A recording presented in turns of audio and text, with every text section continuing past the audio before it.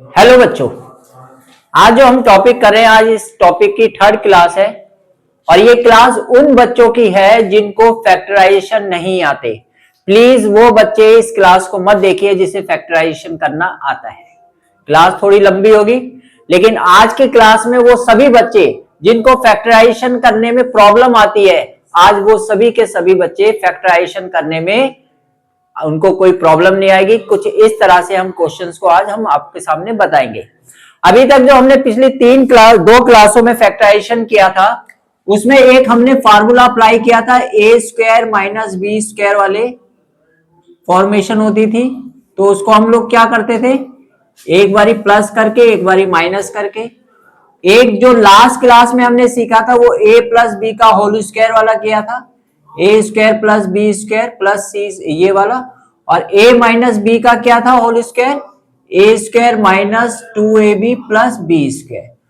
तो अभी तक हमने जो भी फैक्टराइजेशन किया था वो नॉर्मली क्या था, किसी ना किसी फॉर्मूले की फॉर्म में हुआ करता था और हम उसे देखते थे, या तो वो इस टाइप के में फार्मूला यूज होता था, या ए प्लस बी का होल स्क्वायर या ए माइनस बी का होल स्क्वायर।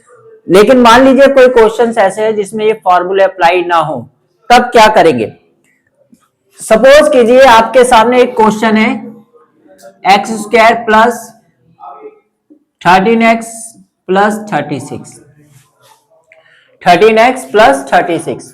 देखिए नॉर्मली हम इसको x का स्क्वायर लिख सकते हैं और इसको क्या लिख सकते हैं, 6 का स्क्वायर।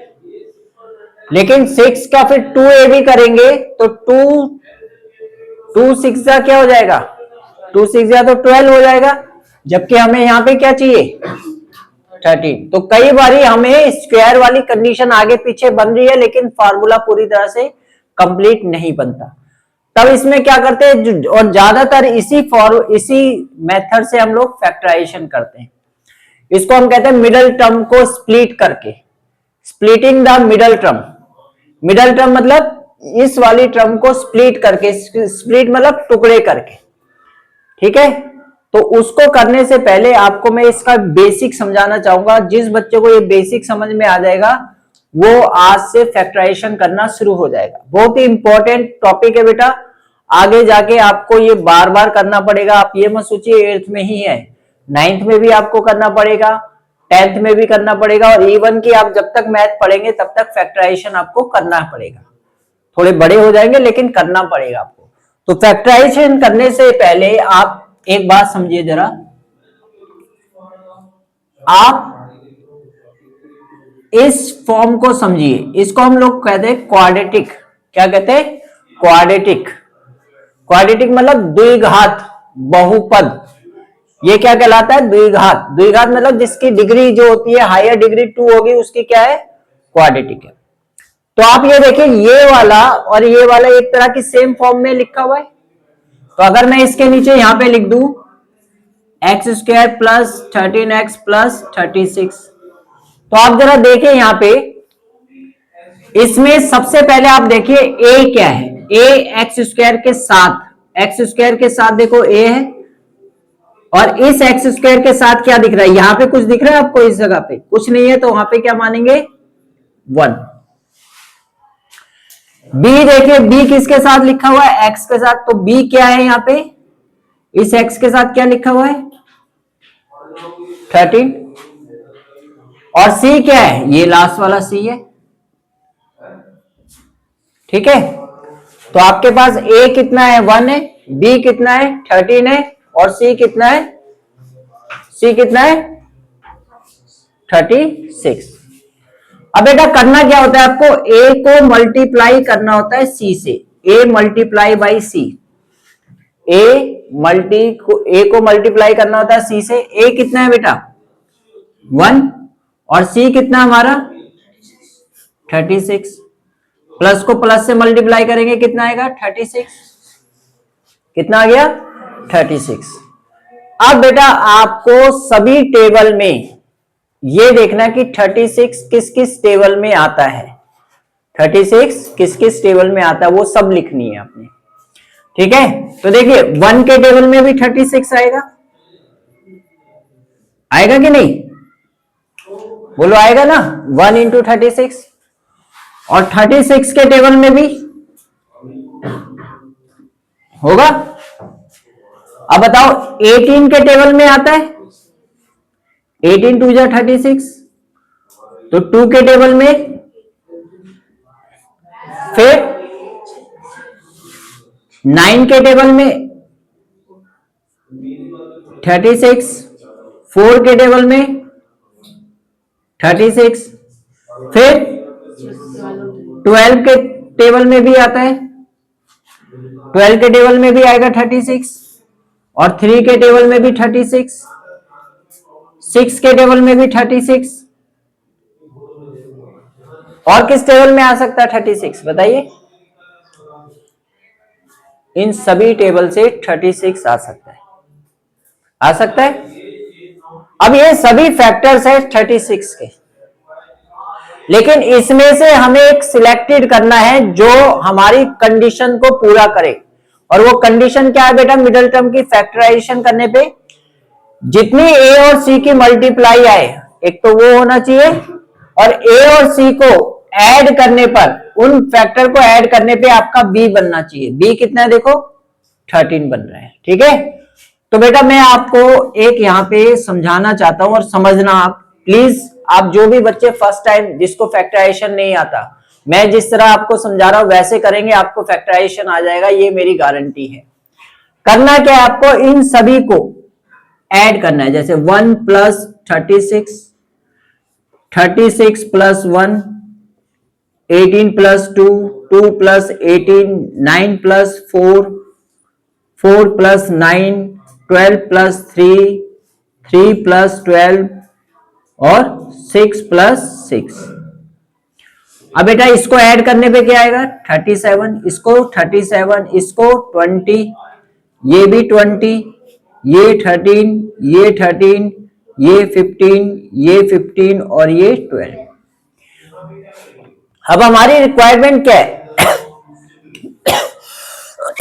सॉरी, हमारी रिक्वायरमेंट है मल्टीप्लाई करने पे 36 आए और उनको ऐड करने पे 13 आए। मल्टीप्लाई करने से सबसे 36 आ रहा है, लेकिन 13 किससे आ रहा है? देखिए, क्या इससे 13 है, इनको ऐड करने पे 13 आ रहा है? नहीं आ रहा। क्या इन दोनों को ऐड करने पे 13 आ रहा है? नहीं आ रहा। ऐसे यहां पे भी नहीं आ रहा। तो आप चेक कीजिए 13 कहां आ रहा है? 13 केवल इन दो से आ रहा है। तो इसका मतलब ये बाकी के सारे हमारे फैक्टराइजेशन फेल हो गए, ये सब फेल हो रहे हैं। अब आप 9 प्लस 4 भी लिख सकते हो और 4 प्लस 9 भी, वो आपके ऊपर है। प्लस वाले केस में जब सारे प्लस हो तो आप ये भी ले सकते हो, ये भी, उससे कोई प्रॉब्लम नहीं है। तो हम क्या लेंगे बेटा? आपको वो जी, आप ये लेना चाहते हो ये भी सही है, 4 प्लस 9 करना चाहते हो वो भी सही है। अब देखो करना क्या है आपको, इसको एज इट इज लिखिए, इसको आप यहां से उठाइए, कितना ये 9x प्लस 4x। अब इन x के, इस 9 और 4 के साथ आपको x लगाना, क्योंकि 13 हमें x में चाहिए है ना, 13x चाहिए हमें, तो इनके साथ आपको x लगा देना है। अब बच्चे कहेंगे जी हम तो 4 और 9 लेना चाहते हैं, तो भैया 4 और 9 लिख लो, इधर 4 लिख लो, इधर 9 लिख लो, उससे भी कोई फर्क नहीं पड़ेगा। अभी भी तो ये दोनों को ऐड करने पे क्या आ रहा है? 13 आ रहा है। तो जो भी आप लेना चाहे वो ले सकते हैं, और प्लस क्या कर दीजिए 36। तो मैंने क्या करा, सबसे पहले ए और सी को मल्टीप्लाई किया, मल्टीप्लाई करने पे जो आ रहा है वो सभी टेबल में ढूंढना है, टेबल मतलब पहाड़े में ढूंढना है। एक को 36 से मल्टीप्लाई करो, फिर 36 को 1 से, फिर 36 का आधा कितना हो जाएगा? 18 से कर देंगे, ठीक है। और ऐसे सबके टेबल से 36 आया, लेकिन ऐड करने पे 13 केवल दो जगह आ रहा है, 9 प्लस 4 से भी और 4 प्लस 9 से, कोई भी आप ले सकते हैं, ठीक है। अब आ गए ये फैक्टर हो गए। अब आपको क्या करना है, फर्स्ट 2 के अंदर और लास्ट 2 में कॉमन देखना है। कॉमन, कॉमन समझते हो ना, जो आपने पहले भी देखे थे, कॉमन मीन्स जो एक जैसे हैं। तो आप मुझे बताओ इस एक्स स्क्वायर में और यहां से 4x के साथ और एक्स स्क्वायर के साथ क्या कॉमन है? दोनों में देखो, बोलो यहां क्या बोलोगे, एक्स स्क्वायर, यहां क्या बोल रहे 4x। कानों को क्या सुनने में आ रहा है, एक चीज आपको बार बार सुनाई दे रही है, देखो पहले में एक्स स्क्वायर 4x, तो क्या सुनाई दे रहा है दोनों बारी में, x, यही कॉमन है। लेकिन कितना, जो बड़ी से बड़ी पावर है उसमें से देखो, एक्स स्क्वायर में से मैं एक्स स्क्वायर निकाल सकता हूं, लेकिन एक्स के अंदर से तो नहीं निकाल सकता ना, दो, एक एक्स में दो एक्स कैसे निकल जाएंगे, है ना। तो मैं इसमें से क्या कॉमन ले रहा हूं बेटा, एक्स कॉमन ले रहा हूं। एक्स कॉमन लिया तो इस एक्स स्क्वायर में से एक बाहर आ गया, तो अब क्या बच गया, केवल एक सिंगल एक्स, और यहां प्लस है तो मैंने प्लस लगा दिया। ये क्या है, इससे ये एक्स बाहर आ गया, क्या बचा हुआ है, 4 बचा हुआ है। ओके, थर्ड डिजिट का जो भी साइन है बेटा, ध्यान से सुन लेना, थर्ड डिजिट का जो भी साइन है वही साइन रखना है आपने। अगर ये प्लस है तो आप प्लस लगाइए, ये माइनस है तो माइनस लगाइए, तो यहां प्लस है। अब बेटा यहां क्या सुनाई दे रहा है, देखो 9x और 36x।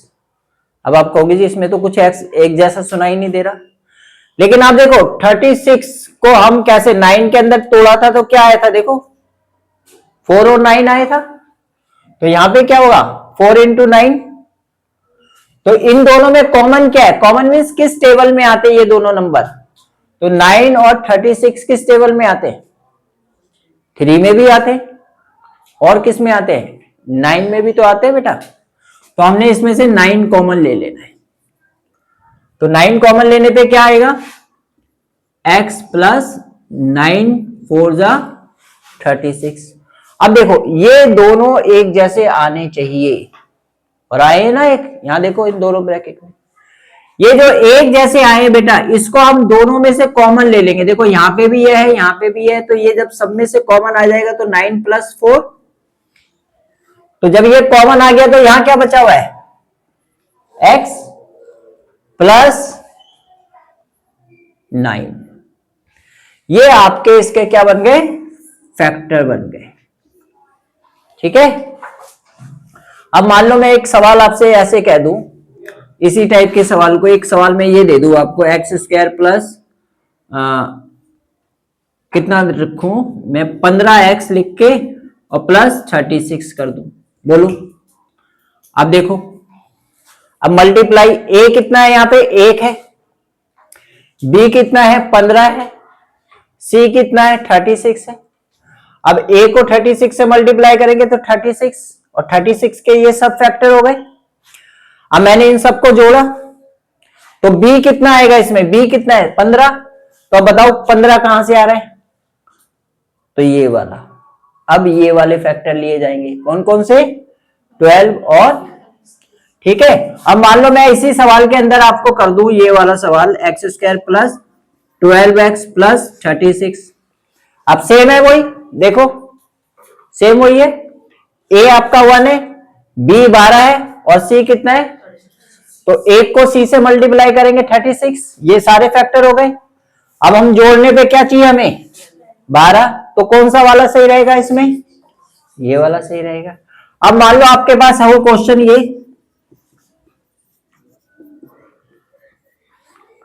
सेम वही है, सेम है ना वही, सारा कुछ करने पे सारे फैक्टर। अब हमें चाहिए b कितना 20, तो 20 किस में आ रहा है, तो अब ये फैक्टर हो जाएंगे। ठीक है, अब सपोज करो ये क्वेश्चन लिख दूं मैं आपके लिए, कितना 37 प्लस 36। अब बताओ सारा कुछ यही है, लेकिन अब फैक्टर कौन से बनेंगे, ये वाले। तो इससे इस तरह से आपके और सवाल भी क्वेश्चंस बन जाएंगे। ठीक है बेटा, तो प्लीज इसको नोट कीजिए, और ये जो क्वेश्चन मैंने आपको दिए इनको आप प्रैक्टिस कीजिए बिल्कुल ऐसे ही। जिसने भी बेटा फैक्टराइजेशन सीखना है प्लीज फास्ट मत करना, सारे स्टेप लिखना, कभी भी आपको प्रॉब्लम नहीं आएगी। स्टार्टिंग में आएगी लेकिन आपको लगेगा बोर है, लेकिन जब ये आपको आ जाएंगे आप डायरेक्ट भी आप आंसर निकाल सकते हैं। तो इन क्वेश्चन की हेल्प से ये चारों क्वेश्चन भी आप इसके सॉल्व कर सकते हैं। इसको नोट कीजिए।